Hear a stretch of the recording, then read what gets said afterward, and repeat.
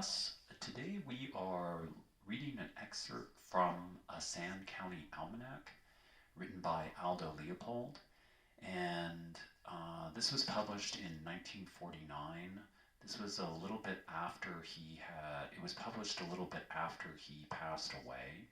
So Aldo Leopold is known as a philosopher, an ecologist, a conservationist.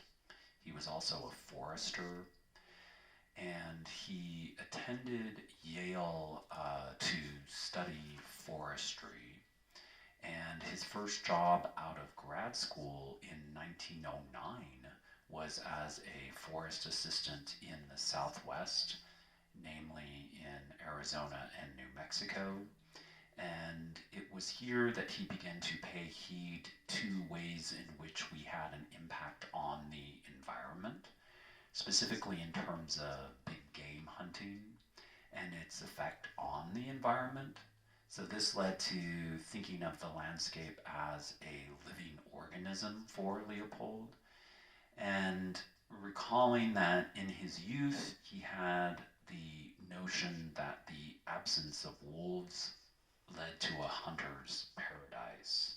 And so later he'd reflect on this as misguided, given the interdependence of wolves in the overall habitat of deer and their territory.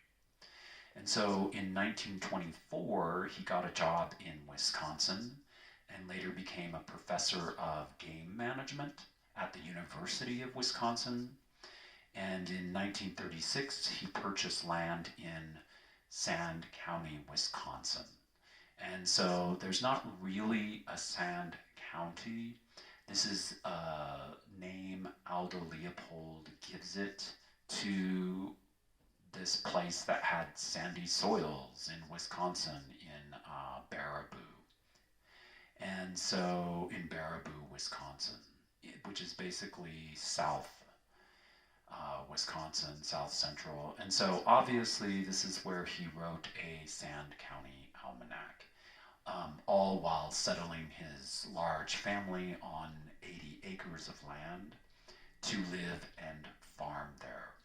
And so the book, as we pointed out, the book wasn't published while he was alive. It was published shortly after his death. Aldo Leopold died of a heart attack while helping a neighbor put out a wildfire. And it's interesting that he's known for his ethics, and it obviously also carried over into the way that he was helping his neighbor to the end. And so,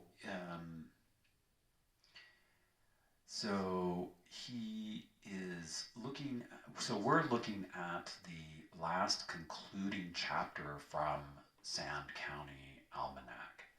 And we have his reference to Homer's Odyssey, to the so-called Nostos of Odysseus. And this is in reference to his return home from Troy by sea. So the word Nostos is Greek for, or the Greek root word for what we know of today as the word nostalgia. So that reference to going or returning home is part of how it is that we understand just the word itself, nostalgia. And so this Nostos of Odysseus from Troy is characterized, as Leopold indicates, by hanging a dozen slave girls who he suspected of misbehavior.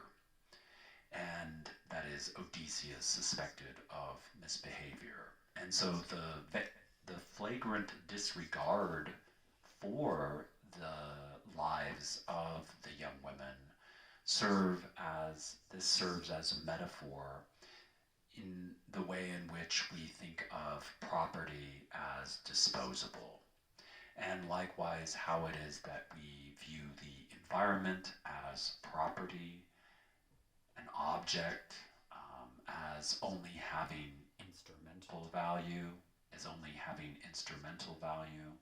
So in other words, we traditionally use and abuse the land and the environment as we see fit. And these are problems that obviously Aldo Leopold is wanting to address in terms of what we know of today as his land ethic. And so in the subchapter titled The Ethical Sequence, we have Leopold's strong implication that ethics stands as a limitation of freedom in our struggle for existence. Therefore, an ethic and ethics in general are a means in which we distinguish antisocial behavior from cooperation.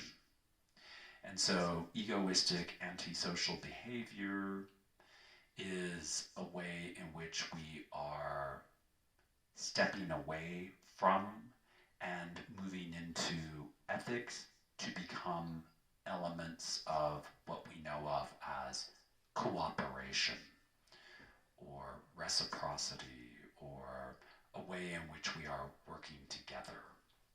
And so the remarkable point in terms of his philosophical implication is as much having an ecological significance. So in other words, emphasizing the ecological significance of how it is that we are ethical as opposed to engaged in antisocial behavior. But what do we mean by this, right? So in other words, modes of cooperation bring about symbiosis. So in biology, this has to do with an interaction of two or more organisms in close relation to the benefit of both or all in the symbiotic relationship. This is a mutually beneficial relation. So at the time this was written, not too many people were thinking about a quote-unquote land ethic. Yet for Leopold, an ethic is a mode of guidance for meeting new ecological challenges.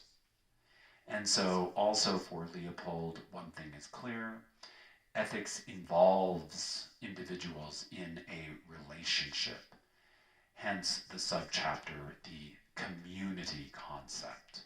So a way in which we are thinking of a community is a community has to do with interdependent parts. Hence our instincts serve as a guide to mere competition. So as a rudimentary guide to competition or competitiveness, whereas our ethics should be brought about in the name of cooperation. So there's this distinction that we have in terms of how we are instinctual in a competitive mode, whereas when we're ethical, we're looking more at cooperation. And so yet even the arrogant egoist and the scientist, the entrepreneur, and the everyday person, the businesses, the ways in which we're thinking about resources, resource management, so on and so forth, all are part of a biotic team, a biotic community, a biotic relation. And so there's a point where Leopold references the ecologically problematic issues of plant succession with regard to Kentucky bluegrass as an invasive species, at least in that part of Wisconsin, as far back as 1810, when Daniel Boone came back to Kentucky after a decade in Missouri to hunt with Audubon, interestingly enough, only to find Kentucky was unrecognizable, and with the grazable and invasive Kentucky bluegrass. And so here in Colorado, we don't see that species as invasive as it is in certain areas of the country. And so elsewhere, where there had been once cane and savanna, so in other words, also buffalo and deer, wild turkey, so on and so forth, had been replaced with domestic farming. And there are some interesting points to be made with regard to this issue of Kentucky bluegrass in relation to prior European settlements and also the transition to the way in which Daniel Boone considers Kentucky in his travels. And so even if the way in which we're thinking of the rolling hills of bluegrass with amazing cattle as picturesque, for Leopold, the reference is a way in which we are thinking about the land in terms of its use, or better yet, how it is abused. And so curiously and philosophically for Leopold, this is not a plant and animal terrain problem, rather it's a relational problem, i.e. aiming to get clear on the relations and how they work together in an intimate way. So this then leads us to the subchapter, the ecological conscience. So Leopold posits that to the, or points to the simplicity of relations between people and the land. And so this represents the value of conservation, and that's where we're in harmony with our environment. Yet is the question of such a land ethic having to do more with an issue of education, or do we need to consider the ethical content of the education first?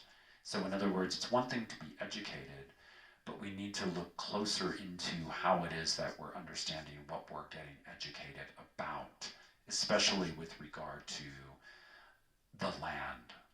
And so for Leopold, and so does education only enable us to obey the law, to vote, or to join organizations in terms of conserving the environment? And in this case, we're remembering the context of Aldo Leopold writing in the 30s and 40s.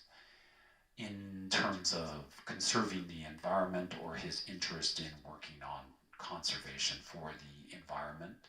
And so, in other words, we might think that we need to do these things and the government will do the rest. And so, back to his points on education, recall that Leopold wrote Sand County Almanac back in the 30s, a time where educational practices were not geared toward environmental conservation. So, in other words, there's little interest in bringing about a, quote, obligation to the land, unquote. And so, for example, Leopold cites the problem of remediating soil in Wisconsin by farmers in the 1930s. So the remediating soil is basically the practice of purifying and revitalizing the soil. And so we discover, unsurprisingly, according to Leopold, that the farmers will do things that immediately help themselves. And so, but not usually the larger whole. And so he sees this as a pattern, and usually we use land ethics in a way in which we are thinking about it in terms of being governed by economic interests. So in other words, obligations have no meaning without conscience. And so we have to start thinking about the problem of the way in which we are considering, number one, the land as instrumental, and then also in relation to how it is that we're considering the economic value of the land as a substitute for the land ethic, and that's a problem. And that's what leads him in this next subchapter on substitutes for the land ethic. And so, of course, Leopold is focused on something we've indicated over and over again, and as to the weakness of economic interests alone, which are not a stand-in for conscience, which we usually mistake the two. And so most members of the land community are not linked to or given economic value, and so hence undervalued ethically in the process. And so this is in large part due to a lack of valuing what's intrinsic and only valuing what's instrumental in the environment. So in the environment, economic value is favored as the reasoning factor as to what gets our attention beyond the intrinsic value of what we ignore in the environment. And so there's a question as to what gets ignored. And likewise, Leopold implies it's the role of the land conservation efforts to only be left to government regulation, so on and so forth. And so again, this is really Leopold's reinstatement that we are often lulled into the common opinion that economic interests and political interests are poor substitutes for a land ethic. Or should we say the common opinion is that political interests are and economic interests are the only way in which we are valuing the land, and that's a problem, right? In terms of consideration of our conscientiousness, which is why he is famous for what we call the land ethic. And so what is that? So in other words, we are good to revisit his famous quote, "A thing is right where it tends to preserve the integrity, stability, and beauty of the biotic community, and it is wrong when it tends otherwise." And so here we're wise to recognize that a thing is to be characterized as an ethical action.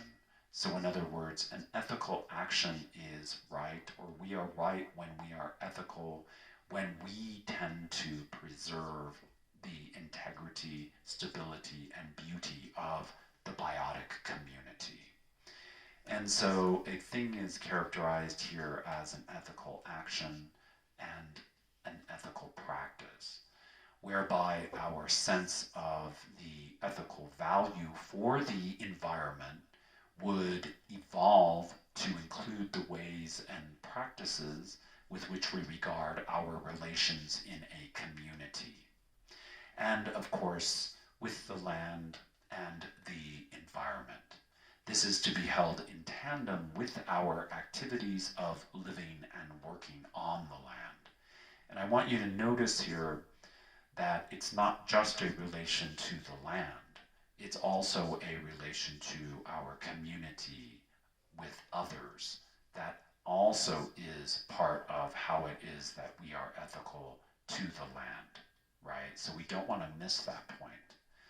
And so, i.e., when we're not in opposition with the environment, contrary to popular belief, rather we are in a symbiotic relation with the environment. And so, in other words, we all have ways in which we live our lives, and in other words, we are already in a relation to the environment right now where we are. So in other words, so the task is then to appreciate and recognize, work, and care for this communal relation. To be sure, we shouldn't disregard the importance of people in this relation.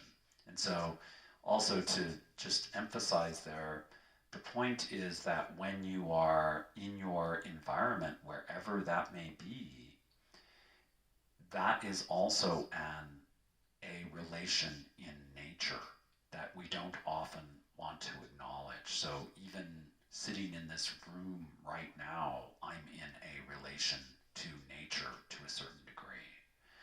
And so we shouldn't disregard the importance of people in this relation, as I indicated earlier, and as he strongly implies. So to translate into a mutual relation, whereby we are no less important from the biosphere, the earth, animals, and plants, because what we might think of in a naive sense is that we are in opposition to nature and that our relation to nature is strictly an artificial, man-made relation, when what Aldo Leopold is wanting us to look at and analyze is that our relation is in nature already. We are embedded in nature. And so what we want to recognize is that relation to the biosphere that we usually are ignoring. And so for Leopold, there is, as we notice, with feminism, because the feminists were also inspired by Leopold, because he had such interesting points to make in terms of ethics and specifically ethics of care. And so there's an emphasis on the care that extends to our emotional involvement with the environment. So we have an emotional involvement with the environment, not just an economic or rational involvement with the environment, and that is part of the way in which we are understanding how it is that we are ethical, to recognize that significance. So to recognize and to be sensitive to our mutual interdependence, which is important in terms of action, and whereas at the same time we need to accept and see that caring is also about receptivity, listening, and loving to the environment, to the degree that this is also emblematic of our reception to the environment. So receptivity in terms of our emotional involvement is also how it is that we are ethical, not only for the environment, but also with each other as well. And obviously all living things, and including non-living things. So thank